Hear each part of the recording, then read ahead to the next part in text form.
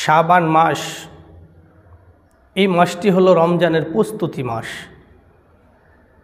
যে কোনো কাজের একটি প্রস্তুতি, পূর্ব প্রস্তুতি যদি আপনার ভালো থাকে, ভালো হয়, তাহলে এই প্রস্তুতি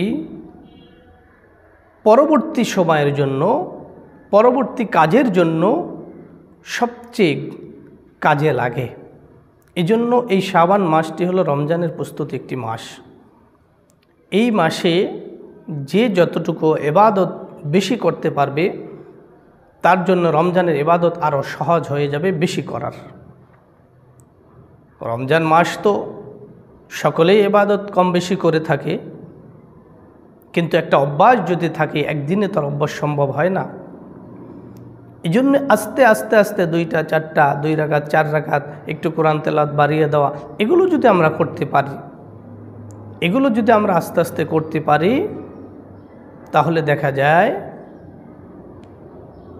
আমরা রমজানটা খুব ভালোভাবে কাটাতে পারব। আর যদি এগুলো সম্ভব না হয়, এই মাসকে যদি গুরুত্ব দেওয়া না হয়, এই মাসকে যদি আমরা গুরুত্ব না দেই, কিছু ইবাদত না করি, তাহলে রমজানের ইবাদতের অভ্যাস করতে করতে দেখা যায় 10-15 দিন চলে যাবে।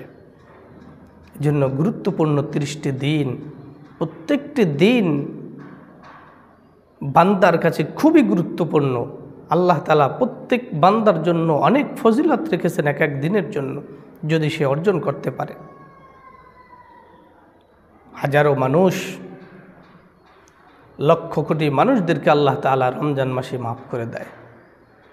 অনেক অনেক অনেক অনেক জাহান্নামীকে আল্লাহ তাআলা মাফ করে দেন। এই জন্য আগেই প্রস্তুতি গ্রহণ করি। দুনিয়া নিয়েতে সারা জীবনই ব্যস্ত থাকব, যতদিন হায়াত আছে ততদিন আমাদের ব্যস্ততা থাকবে। আসুন এই শাবান মাসে পূর্ণ প্রস্তুতি গ্রহণ করি। পূর্ণ প্রস্তুতি নিয়ে আমরা রমজান মাসটা শুরু করতে পারি। আল্লাহ তাআলা আমাদের সকলকে সেই তৌফিক দান করুন। আমিন।